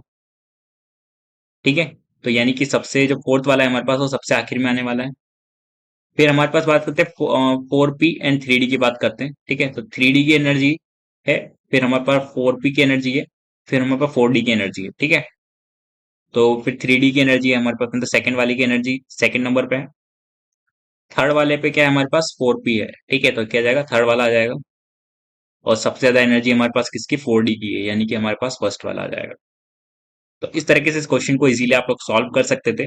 अगर आप लोगों को कुछ बेसिक नॉलेज है तो आप लोग इजीली डील कर सकते हो। ठीक है, तो इसका ऑप्शन कौन सा करेक्ट हो जाएगा हमारे पास, ऑप्शन नंबर ए करेक्ट हो जाएगा। ठीक है, बात करते हैं इसी तरह के एक हाइपोथेटिकल क्वेश्चन की जो हमारे एग्जाम में आया हुआ है, चलिए देखते हैं। तो हमारे पास ये क्वेश्चन है यहाँ पे। ठीक है, यहाँ पे एक हमें आर्टिफिशियल एटम गिवन है। ठीक है, जहां पे हमें एक स्फेरिकल हार्मोनिक ऑसिलेटर गिवन है। ठीक है, जहां पे n इक्वल्स टू 0 1 2 3 4 तक ऐसे चलता जा रहा है। ठीक है, l हमारे पास क्या है 0 2 4 6 और n तक जाएगा, मतलब इवन नंबर तक जाएगा फॉर इवन n। ठीक है, अगर मान लीजिए हमारे पास n क्या है इवन नंबर है, तो हम लोग जो l लेंगे वो हमारे पास क्या क्या हो सकता है, 0 हो सकता है, 2 हो सकता है, 4 हो सकता है, 6 हो सकता है, 8 हो सकता है, ऐसे n तक हो सकता है। ठीक है, बट अगर मान लीजिए हमारे पास n ओड हुआ, ठीक है, तो n ओड के लिए हमारे पास क्या क्या है, एल के वैल्यूज स्पेसिफिक वैल्यूज गिवन है 1 3 5 7 और n तक। ठीक है, पहले मैं क्या बोलता था एक चीज समझना, n हमारे पास क्या होता है l से लेस होगा। ठीक है, यानी कि हमारे पास अगर n हमारे पास मान लीजिए 3 है, तो l हमारे पास क्या हो सकता था 1 हो सकता था, 0 हो सकता था, 1 हो सकता था, 2 हो सकता था। ठीक है, यही पॉसिबिलिटीज है, राइट। यानी कि हमारे पास अब अगर मान लीजिए n ओड की बात कर रहा हूं मैं, n3 का ओड है, इस केस के अंदर तो हम लोग सिर्फ 1 ही ले सकते हैं l की वैल्यू। ठीक है, हम लोग 0 और 2 को नहीं लेंगे इस केस के अंदर, ऐसा क्वेश्चन वाला बोल रहा है। ठीक है, और एम और जो एस है हमारे पास सेम रहेंगे। एम और एस की बात करें वो क्या है हमारे पास सेम रहेंगे। ठीक है, एम हमारे पास क्या होता है -L से +L तक के बीच में लाई करेगा एज इट इज, और ये प्लस माइनस हाफ रहेगा, इसमें कोई भी रिस्ट्रिक्शन नहीं लगाया हुआ है। ठीक है, और same for case of hydrogen atom. ठीक है, तो पूछा जा रहा है n इक्वल्स टू 1 टू और थ्री और फोर के लिए हमारे पास फिल्ड अप, ठीक है, मतलब उस वैल्यू तक कितने इलेक्ट्रॉन्स फिल किए जा रहे हैं वो हमें बताना है, ठीक है। तो चलिए सबसे पहले बात करते हैं N equals to zero, N equals to one, N equals to two, N equals to three, N equals to four. देखो मैंने यहाँ पे जीरो क्यों लिया, क्योंकि हमसे फील्ड अब तक पूछा जा रहा है, मतलब वन तक कितने इलेक्ट्रॉन्स फिल हो चुके हैं, तो हमें जीरो को भी लेना पड़ेगा क्योंकि जीरो में भी कुछ ना कुछ इलेक्ट्रॉन फिल हो रहे होंगे, ठीक है। तो मतलब ये हमारे पास क्या हो जाएगा, एन इक्वल्स टू वन का आंसर होगा। क्यों होगा एन इक्वल्स टू वन, क्योंकि फिल्ड अप टू तक, मतलब इसका मतलब होता है कि वन तक कितने इलेक्ट्रॉन्स आप फिल कर चुके हो, ठीक है। एन इक्वल्स टू के लिए हमारे पास आंसर कितना होगा, जीरो का भी गिनेंगे, वन का भी गिनेंगे, टू का भी गिनेंगे, ठीक है। एन इक्वल्स टू थ्री के लिए हमारे पास क्या आंसर होगा, जीरो का भी गिनेंगे, वन का भी गिनेंगे, टू का भी गिनेंगे, थ्री का भी गिनेंगे, ठीक है। और एन इक्वल्स टू फोर तक का क्या हो जाएगा हमारे पास, यहां तक का हो जाएगा, ठीक है। तो चलिए चेक करते हैं, एन इक्वल्स टू जीरो के लिए हमारे पास एल क्या क्या हो सकता है। एन हमारे पास क्या है, इवन नंबर है, तो हमारे पास एल क्या होगा। तो यहाँ पे हमारे पास एक चीज समझना, एन हमारे पास क्या है, जीरो है, तो क्या एल की वैल्यू जीरो पॉसिबल है क्या, बिल्कुल है। तो यहाँ पे एल इक्वल्स टू जीरो भी पॉसिबल है, यानी कि हमारे पास एन यहाँ पे इक्वल्स टू भी हो सकता है एल के, लेस देन होगा एम से, ठीक है, less than equals to M रहेगा, जहां पे माइनस एल से प्लस एल के बीच में लाई करेगा। और यहाँ पे जो एस रहेगा हमारे पास प्लस माइनस हाफ रहेगा। तो कभी कभार आपको मॉडिफिकेशंस आनी चाहिए कि हमारे पास एन इक्वल्स टू जीरो पे क्या एल जीरो पॉसिबल है क्या, बिल्कुल पॉसिबल है, इसके अंदर पॉसिबल है, क्योंकि क्वेश्चन में हमें हाइपोथेटिकल एटम गिवन है, ठीक है। तो उसके अंदर कितने इलेक्ट्रॉन्स आ सकते हैं, एल इक्वल्स टू जीरो के अंदर टू इलेक्ट्रॉन्स आ सकते हैं, राइट। क्योंकि हमारे पास क्या है, एल एस ऑर्बिटल है, एस ऑर्बिटल में कितने इलेक्ट्रॉन्स आते हैं, ये इलेक्ट्रॉन्स आएंगे, राइट, दो इलेक्ट्रॉन्स आ सकते हैं, ठीक है। बात करते हैं यहाँ पे एल इक्वल्स टू, क्या एल इक्वल्स टू वन के लिए हमारे पास कितने इलेक्ट्रॉन्स आ सकते हैं, एल क्या हमारे पास ओड है, ठीक है, एन हमारे पास क्या ओड है, तो हमारे पास एल भी क्या होगा, ओड रहेगा, तो ठीक है। तो एन एल इक्वल्स टू क्या आ जाएगा, वन आ जाएगा सिंपली, क्योंकि एल हमारे पास क्या हो सकता है, एन के इक्वल भी हो सकता है यहाँ पे। तो पी ऑर्बिटल में कितने इलेक्ट्रॉन्स आते हैं, सिक्स इलेक्ट्रॉन्स आते हैं हमारे पास, ठीक है। बात हो गई यहाँ तक की।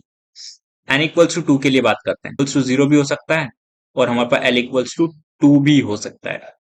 एल इक्वल्स टू जीरो के अंदर टू इलेक्ट्रॉन्स आएंगे, एल इक्वल्स टू टू के अंदर मतलब हमारे पास डी ऑर्बिटल है, डी ऑर्बिटल के अंदर कितने इलेक्ट्रॉन्स आएंगे, टेन इलेक्ट्रॉन्स आएंगे, राइट, ये वाला। एन इक्वल्स टू थ्री के लिए क्या ओड है, तो एल हमारे पास वन हो सकता है, और एल हमारे पास कितना हो सकता है, थ्री हो सकता है। तो इसके लिए कितने इलेक्ट्रॉन्स आएंगे, पी ऑर्बिटल के लिए सिक्स इलेक्ट्रॉन्स, एल ऑर्बिटल के लिए कितने इलेक्ट्रॉन्स आएंगे हमारे पास, एल हमारे पास कितना है, थ्री है, ठीक है, यानी कि हमारे पास कौन सी ऑर्बिटल है, एफ ऑर्बिटल है, एफ ऑर्बिटल में कितने इलेक्ट्रॉन आते हैं, फोर्टीन इलेक्ट्रॉन्स आते हैं, ठीक है। एन इक्वल्स टू फोर के लिए बात करूं तो यहाँ पे जीरो भी आ सकता है, टू भी आ सकता है, फोर भी आ सकता है, एल की वैल्यू, ठीक है। तो हम लोग ऊपर के आंसर्स चेक कर लेते हैं, ठीक है, इतना सॉल्व करने की जरूरत नहीं है आप लोगों को, फर्स्ट दो से ही पता चल जाता है आंसर, ठीक है। तो यानी कि हमारे पास एन इक्वल्स टू वन में कितने इलेक्ट्रॉन्स आ रहे हैं, दो ये हैं और छह ये हैं, तो यानी कि हमारे पास एन इक्वल्स टू वन में कितने इलेक्ट्रॉन्स आ रहे हैं, एट इलेक्ट्रॉन्स आ रहे हैं, ठीक है। एन इक्वल्स टू, ठीक है, टू तक के लिए हमारे पास कितने इलेक्ट्रॉन्स आ रहे हैं, आठ ये थे, ठीक है। सॉरी एक सेकंड रुकना, यहाँ पे हमारे पास कितने, दो ये हैं, दो, बारह इलेक्ट्रॉन्स ही हैं, ठीक है। बारह और आठ कितने हो गए हमारे पास, बीस इलेक्ट्रॉन्स हो गए, सॉरी। तो यहाँ पे बीस इलेक्ट्रॉन्स हो जाएंगे हमारे पास, ठीक है। एन इक्वल्स टू थ्री के लिए कितने हो जाएंगे हमारे पास, तो यहाँ पे हमारे पास कितने इलेक्ट्रॉन्स और जुड़ चुके हैं, बीस के अंदर हमारे पास आई थिंक कितने जुड़ गई है, ट्वेंटी इलेक्ट्रॉन्स और जुड़ चुके हैं, तो हमारे पास कितने इलेक्ट्रॉन्स हो जाएंगे, फोर्टी इलेक्ट्रॉन्स हो जाएंगे इस तरीके से, ठीक है। तो हमारे पास करेक्ट आंसर क्या आ जाएगा, ऑप्शन नंबर वन करेक्ट हो जाएगा, तो एट, ट्वेंटी एंड फोर्टी। तो इस तरीके से क्वेश्चन को इजीली आप लोग डील कर सकते हो, ठीक है। आप लोग को हाइपोथेटिकल कंडीशंस बनानी आनी चाहिए, ठीक है, कैसे डील करना है कैसे डील नहीं करना है, ठीक है, कंडीशंस कभी कभार चेंज हो जाती है, तो वो चीज आपको डील करनी आनी चाहिए, ठीक है। बात करते हैं हम लोग नेक्स्ट को, यहाँ पे हमारे पास हाइपर कॉन्जुगेशन का एक क्वेश्चन गिवन है। थोड़ा सा मैं बता देता हूँ हाइपर कॉन्जुगेशन होता क्या है एक्चुअल में। जैसे कि मान लीजिए हमारे पास एक कार्बन है, ठीक है, हमें चार जगह देखने को मिलता है, अल्कीन के अंदर देख सकते हैं, अल्काइन के अंदर देखने को मिल सकता है, एक कार्बन फ्री रेडिकल के अंदर देखने को मिल सकता है, कार्बोकेटाइन के अंदर देखने को मिल सकता है, ठीक है, हाइपर कॉन्जुगेशन। तो होता कैसा है हाइपर कॉन्जुगेशन, थोड़ा समझते हैं। कि अल्किन के अंदर कैसे होता है, ये हमारे पास क्या है, इस तरीके से डबल बॉन्ड लगा हुआ है, ठीक है। ये हमारे पास अल्फा हाइड्रोजन है, ठीक है। अल्फा हाइड्रोजन का होना काफी कंपलसरी होता है, ठीक है। अगर अल्फा हाइड्रोजन नहीं है तो रेजोनेंस नहीं होगा, मतलब हमारे पास क्या होता है यहाँ पे, नो बॉन्ड रेजोनेंस होता है, ठीक है। No bond resonance. तो सबसे पहले क्या होता है, यहाँ की जो पी ऑर्बिटल्स रहेगी, राइट, ये जो पाई बॉन्ड बना होगा, ठीक है, वो ऐसे ओवरलैपिंग से बना होगा, राइट। यानी कि हमारे पास ये वाला जो बॉन्ड है, ठीक है, किसका, हमारे पास जो हाइड्रोजन और कार्बन के बीच में जो बॉन्ड होता है सिग्मा बॉन्ड, वो क्या करता है, यहाँ पे फोल्ड करेगा, ठीक है। इसके इसके ऊपर फोल्ड करेगा, तो क्या हो जाएगा, ये वाला बॉन्ड इधर की तरफ आके टूट जाएगा। तो यानी कि हमारे पास क्या हो जाएगा, और यहाँ से हाइड्रोजन H प्लस के रूप में निकल जाएगा। और जो पहले पाई बॉन्ड बना हुआ था, अब वो क्या हो जाएगा, यहाँ पे नेगेटिव चार्ज की तरफ इस तरीके से दिखने लगेगा। इसने क्या किया, अपने जो दोनों इलेक्ट्रॉन थे इसकी पी ऑर्बिटल में डाल दिए, ठीक है। और जो इसकी पहले पी ऑर्बिटल में था वो इसमें चला गया, नेगेटिव चार्ज में चला गया। तो एक तरीका ये है, ठीक है। दूसरा तरीका क्या हो सकता है हमारे पास, यहाँ पे देखते हैं कार्बोकेटाइन का। कार्बोकेटाइन का काफी इंपॉर्टेंट है, ठीक है। ये यहाँ पे हमारे पास कार्बोकेटाइन है, ठीक है। यहाँ पे हमारे पास क्या है, एमटीपी ऑर्बिटल है, एमटीपी ऑर्बिटल, ठीक है। यहाँ पे हमारे पास हाइड्रोजन लगा हुआ है, तो ये हमारे पास अल्फा हाइड्रोजन है, राइट। तो ये वाले जो हमारे पास दो इलेक्ट्रॉन्स है वो इसके ऑर्बिटल्स में चले जाएंगे, ठीक है। जैसे इसके ऑर्बिटल्स में चले जाएंगे तो यहाँ पे क्या आ जाएगा हमारे पास, एक तो H प्लस रिलीज हो गया, ठीक है। और यहाँ पे क्या आ जाएगा, हमारे पास पाई बॉन्ड बनते हुए आपको दिखने लगेगा इस तरीके से, क्योंकि पाई बॉन्ड के एक तरह की ओवरलैपिंग ही तो है, ठीक है, ऑर्बिटल्स की। तो इस तरीके से एक चीज समझ रहे हैं यहाँ पे, तो यहाँ पे हमें क्या देखने को मिला, जो सिग्मा इलेक्ट्रॉन्स होते हैं, ठीक है, of hydrogen of CH bond, ठीक है, वो क्या करते हैं, डोनेट करते हैं, ठीक है, अपने इलेक्ट्रॉन्स को किसके अंदर, पी ऑर्बिटल्स के अंदर, ठीक है। कार्बोकेटाइन केस के अंदर क्या होता था, ये एम्प्टी होती थी, ठीक है। और यहाँ पे हमारे पास फुल्ली फिल्ड है, बट यहाँ पर भी हमें हाइपर कॉन्जुगेशन देखने को मिल रहा है। कार्बन फ्री रेडिकल के केस में हमें पार्शियली फिल्ड देखने को मिल रहा है, राइट। तो हाइपर कॉन्जुगेशन हमें इस तरह से देखने को मिलता है, सिग्मा जो इलेक्ट्रॉन होता है वो यहाँ पे क्या करता है, डीलोकलाइज कर रहा होता है, ठीक है। तो यहाँ पे बिना बॉन्ड के क्या हो रहा है, रेजोनेंस देखने को मिल रहा है, ठीक है। उसी के आप लोगों ने देखा कि यहाँ हाइड्रोजन है, वो बिना बॉन्ड के क्या कर रहा है, रेजोनेंस कर रहा है। तो इस तरीके से हम लोग एक्सप्लेन कर रहे हैं इस चीज को। कार्बन फ्री रेडिकल के अंदर भी सेम केस आप लोगों को नजर आएगा। तो ये दो इंपॉर्टेंट केस थे, मैंने यहाँ पे डिस्कस कर चुका हूं मैं, ठीक है। मैंने अभी अल्काइन और कार्बन फ्री रेडिकल के बारे में आपको नहीं बताने वाला मैं, ठीक है। जहां से क्वेश्चन नहीं आते मैं वो डिस्कस नहीं कर रहा हूँ, इन दोनों से क्वेश्चन आते हैं और इस पे बेस्ड ये वाला क्वेश्चन है, ठीक है। ये हमारे पास क्या है, अल्कीन लगी हुई, यानी ये वाला हमारे पास केस है, ठीक है। यहाँ पे हमारे पास एक अल्फा हाइड्रोजन यहाँ पे लगा हुआ है, ठीक है, एक अल्फा हाइड्रोजन यहाँ पे लगा हुआ है, ठीक है। तो यानी कि हमारे पास यहाँ पर हाइपर कॉन्जुगेशन देखने को मिलने वाला है। हाइपर कॉन्जुगेशन इसमें देखने के बाद स्ट्रक्चर भी बना के देखते हैं कि इसका स्ट्रक्चर कैसे दिखता है, ठीक है। स्ट्रक्चर के बारे में पूछा नहीं, मैं आपको बता रहा हूँ कि स्ट्रक्चर कैसा दिखेगा, ठीक है, अगर यहाँ पर हाइपर कॉन्जुगेशन होगा तो। यहाँ का अल्फा हाइड्रोजन आप लोग हटा के देखो एक बार, अल्फा हाइड्रोजन जैसे हटेगा, ठीक है, उसने डोनेट कर दिया तो यहाँ पे क्या जाएगा, पाई बॉन्ड हो जाएगा, यहाँ पे नेगेटिव चार्ज फॉर्म हो गया। ये इसका क्या हाइपर कॉन्जुगेशन स्ट्रक्चर है, ठीक है। फिर हमारे पास क्या हो सकता है, यहाँ से भी एक बार अल्फा हाइड्रोजन रिमूव हो सकता है, तब हमारे पास क्या बनेगा, यहाँ पे CH3 लगा हुआ है, ठीक है। जब यहाँ से रिमूव करेंगे तो ये वाला बॉन्ड यहाँ पे गिरेगा, ठीक है, और यहाँ पे जाके नेगेटिव चार्ज बन जाएगा, यानी कि हमारे पास इस तरीके से कुछ बन जाने वाला, ठीक है। तो ये हमारे पास क्या हो जाएंगे, हाइपर कॉन्जुगेटिंग स्ट्रक्चर होंगे इसके। यहाँ पे बात करें, अल्फा हाइड्रोजन यहाँ पे भी है, यहाँ पे भी है, और यहाँ पर भी अल्फा हाइड्रोजन है, ठीक है। तो यानी कि हमारे पास इसके तीन क्या दिखने वाले हैं, हमें हाइपर कॉन्जुगेटिंग स्ट्रक्चर दिखने वाले हैं, ठीक है। पहला क्या हो जाएगा, यहाँ पे इस तरीके से जैसे यहाँ से गिरेगा तो यहाँ पे क्या आ जाएगा, एक तो इधर की तरफ नेगेटिव चार्ज आ सकता है, ठीक है, या इधर की तरफ बनाओ, बात तो सेम पड़ने वाली है क्या। जब ये यहाँ पे गिरेगा तो नेगेटिव चार्ज यहाँ पे आएगा, सॉरी, तो यहाँ पे नहीं है, दिखने को मिलेगा, ठीक है। इसको मैं हटा देता हूँ। बात करते हैं सेकंड की। सेकंड में क्या देखने को मिलेगा, यहां से मैंने हटाया तो यहां से इधर की तरफ गिरेगा, इस तरफ से। ठीक है, और यहाँ पे नेगेटिव चार्ज आ जाएगा इस तरीके से। थर्ड केस क्या हो जाएगा इसका, यहां से मैंने रिमूव किया अल्फा हाइड्रोजन। ठीक है, तो जैसे मैंने वहां से रिमूव किया, यहाँ पे बनेगा। ठीक है, और नेगेटिव चार्ज हमारे पास कहाँ कहाँ जा सकता है, जैसे ये वाला बोन यहाँ पे गिरा तो नेगेटिव चार्ज यहाँ पे जाएगा। ठीक है, इस वाले पोजीशन पे यहाँ पे नेगेटिव चार्ज चला गया। तो इस तरीके से इसके क्या बनता है, हाइपर कॉन्जुगेटिंग स्ट्रक्चर बन रहा है। यहाँ पे भी हमारे पास अल्फा हाइड्रोजन लगा हुआ है। ठीक है, यहाँ पर भी है, यहाँ पर भी है, यहाँ पर भी। सिमेट्री के कारण हमारे पास इसका क्या देखने को मिलेगा, एक ही क्या देखने को मिलेगा, हाइपर कॉन्जुगेटिंग स्ट्रक्चर देखने को मिलेगा। ठीक है, और वो कैसे दिखेगा, ये CH3 है, CH3 है, यहाँ पे CH3 है, यहाँ पे CH3 है। ठीक है, तो सबसे पहले यहाँ का एक अल्फा हाइड्रोजन मैं रिमूव कर देता हूँ तो यहाँ पे गिरेगा। ठीक है, और नेगेटिव चार्ज यहाँ पे आ जाएगा। तो ये हमारे पास क्या हो जाएगा, इसका हाइपर कॉन्जुगेटिंग स्ट्रक्चर हो जाएगा इस तरीके से। ठीक है, तो यानी कि हमारे पास सभी में एक एक अल्फा हाइड्रोजन आ रखा था, तो इसका क्या हो जाएंगे, all of the above answer हो जाएगा इस तरीके से। ठीक है, बात करते हैं इसी के नेक्स्ट क्वेश्चन की।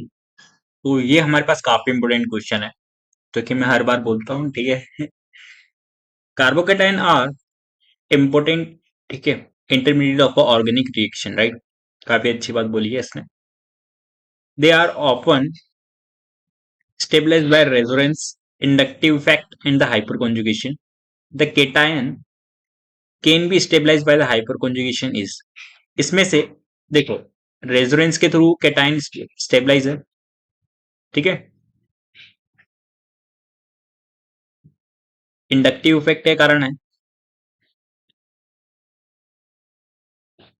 एंड हमारे पास क्या दे रखा है, at the end hyper conjugation भी दे रखा है। ठीक है, इन तीनों के द्वारा कार्बोकेटन स्टेबल बताया जा रहा है इस क्वेश्चन के अंदर। ठीक है, तो यानी कि हमारे पास सबसे पहले बात करते हैं यहाँ पे, रेजोनेंस हो रहा है क्या कार्बोकेटाइन का, बिल्कुल हो रहा है। ठीक है, मैं यहाँ पे लिखता हूँ रेजोनेंस हो रखा है। ठीक है, इसके अंदर रेजोनेंस देखने को मिलेगा क्या, बिल्कुल देखने को मिल रहा है रेजोनेंस यहाँ पे भी। यहाँ पे रेजोनेंस देखने को मिलेगा, बिल्कुल देखने को मिलेगा। यहाँ पे रेजोनेंस देखने को मिलेगा क्या, नहीं। क्यों नहीं मिलेगा, क्योंकि यहाँ पे क्या है, हमारे पास sp3 कार्बन है। ठीक है, तो यहाँ पे कोई रेजोनेंस देखने को नहीं मिल रहा। तो यानी कि हमारे पास ये डी ऑप्शन तो क्या हो गया, गलत हो गया। तो ये चेक कर लिया। बात करते हैं इंडक्टिव इफेक्ट। इंडक्टिव इफेक्ट हमें कहाँ कहाँ देखने को मिल रहा है, तो यहाँ पे इंडक्टिव इफेक्ट भी हमें देखने को मिलेगा तीनों के अंदर। ठीक है, इंडक्टिव इफेक्ट यार कुछ नहीं है, देखो यहाँ पे ये क्या लगाएगा हमारे पास, माइनस आई लगाएगा, ये भी हमारे पास माइनस आई लगाएगा। ठीक है, जो सी डबल वन सी माइनस आई लगाएगा, वो CH3 प्लस आई लगाएगा, राइट। तो कहीं ना कहीं हम लोग बोल सकते हैं कि इंडक्टिव इफेक्ट तीनों के अंदर देखने को मिल रहा है। तो इंडक्टिव इफेक्ट भी तीनों के अंदर है। हाइपर कॉन्जुगेशन चेक करते हैं। देखो, यहाँ पे अगर बात करें पहले वाले केस के अंदर, तो हमें कार्बोकेटाइन के अगर यहाँ है तो यहाँ पे हमें क्या चाहिए, एम्प्टी पी ऑर्बिटल चाहिए, राइट। क्या एम्प्टी पी ऑर्बिटल हमें कहाँ कहाँ देखने को मिल रही है, चलिए चेक करते हैं।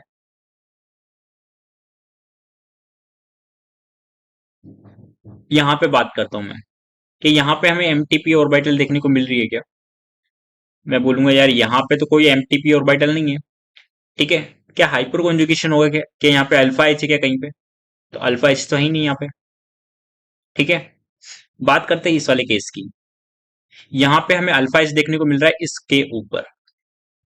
ठीक है, अल्फा एच कैसे देखने को मिल रहा है, एक चीज समझना, कि सी डबल बॉन्ड सी इस तरीके से लगा है, CH2 ऊपर है हमारे पास, CH2 कार्बोकेटाइन, और यहाँ पे लगा है हमारे पास CH3।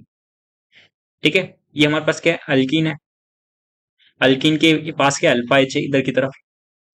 तो यहां से क्या हाइपर कॉन्जुगेशन के थ्रू ये क्या स्ट्रक्चर हमारे पास क्या है, स्टेबलाइज है कि नहीं, हाइपर कॉन्जुगेशन बिल्कुल है। ठीक है, इसका हाइपर कॉन्जुगेटिंग स्ट्रक्चर भी बना के देख लेते हैं कैसे बनेगा। यहाँ का ये बॉन्ड गिरेगा, यहाँ पे नेगेटिव चार्ज हो जाएगा इस तरीके से। ठीक है,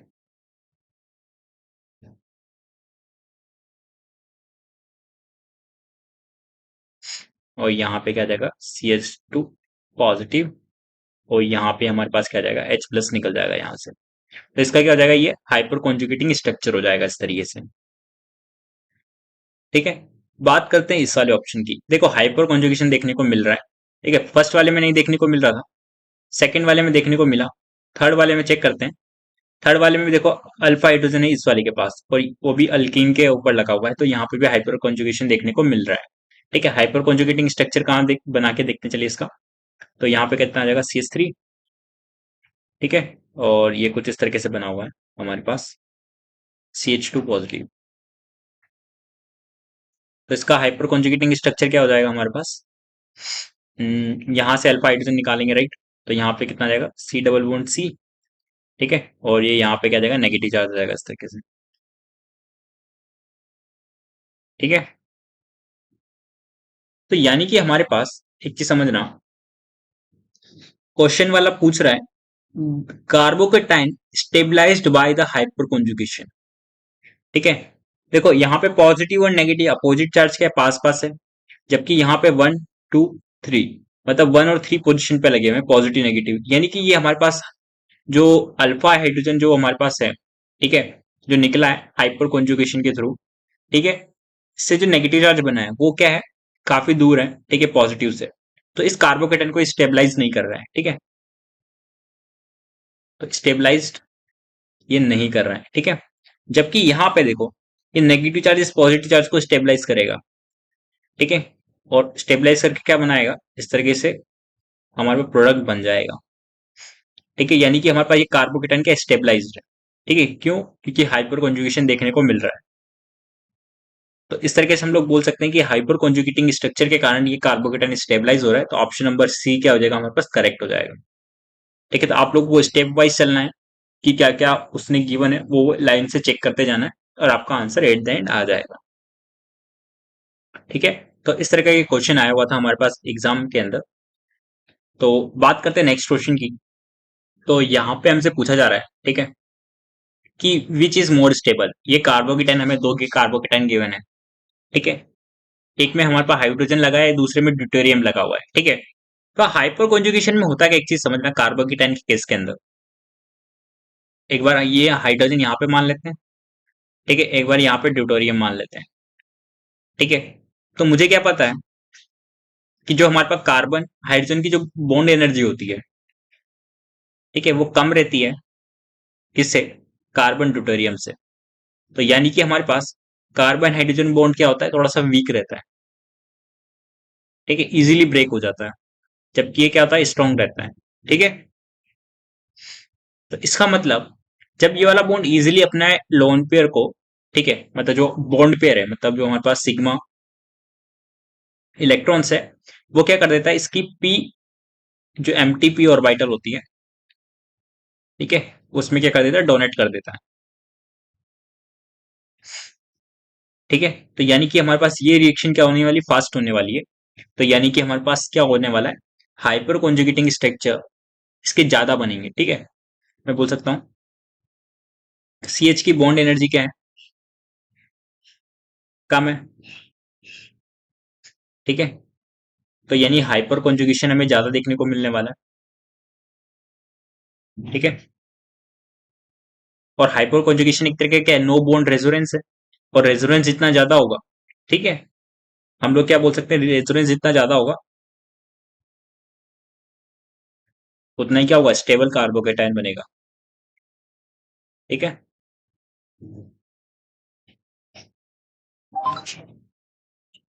तो इसका मतलब हमारे पास क्या हो जाएगा, फर्स्ट इससे ग्रेटर होगा, सेकंड वाले से ग्रेटर होगा इस केस के अंदर। ठीक है, तो इस तरीके से इस क्वेश्चन को डील करना था आप लोगों को। अगला लेक्चर हमारे पास एमओटी थ्योरी पे और फिजिकल केमिस्ट्री के न्यूमेरिकल्स पे रहेगा। फिर उसके बाद हम लोग एसपीडीएफ ब्लॉक का एक अलग से सेशन रखेंगे। ठीक है, जिसमें आप लोगों को पूरा एसपीडीएफ ब्लॉक की जितने भी इंपॉर्टेंट रिएक्शंस होगी सारे ही सारे मैं करवाऊंगा। ठीक है, जितने पूरा पीवाईक्यू आए वो भी करवाऊंगा। ठीक है, और ये हमारी सीरीज कंटिन्यू चलने वाली है, अब कोई भी ब्रेक नहीं आएगा सीरीज के अंदर। ठीक है, और आप लोगों को मैथमेटिक्स के लेक्चर भी मैं देने वाला हूँ, फिजिक्स के भी कुछ मैंने लेक्चर्स बनाए हुए हैं, तो वो भी आप लोगों को मैं देने वाला हूँ।